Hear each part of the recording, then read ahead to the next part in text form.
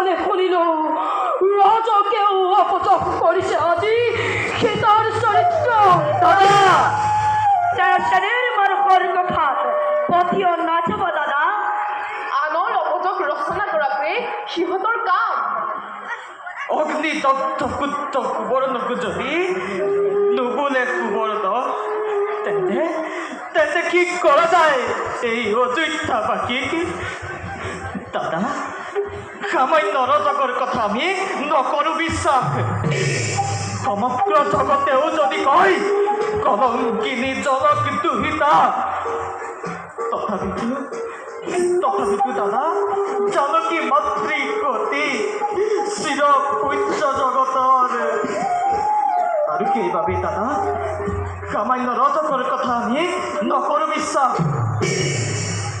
হরিবারে ভাই দাদা করিবারে রামুক বিশ্বাস দাদা আজি মই সৈক্যে দেখিল জনক নন্দিনী সীতায় প্রতিচ্ছবি অঙ্কন করিছে রাক্ষস রাবণর নিত্যাচার তারে অপরাধ।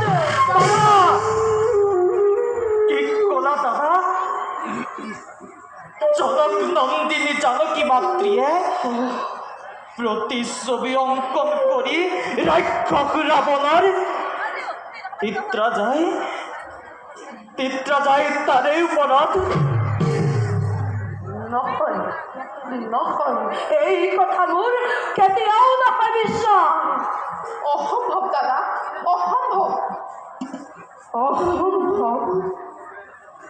অসম্ভৱ হ'ব পাৰে আনৰ ৰাজ্যতে দাদা, কিন্তু এই ৰামৰ ৰাজ্যতে ৰামৰ ভাগ্যত তলৈকৰ যত মানে আছে অসম্ভৱ সকলোৱে এদিন সম্ভৱ হৈছিল।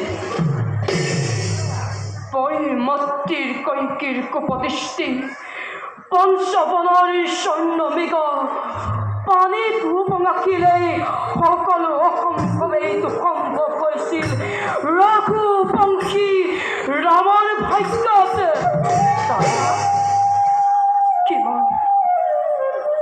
কিমান মহিমাটো হৃদয়ৰ জয় ৰাজকুলত জন্ম লাভ কৰি 14 বছৰ খাতি পানপাক সৈন্যৰ সমৰ কৰি বাঠিছিল পালিকে।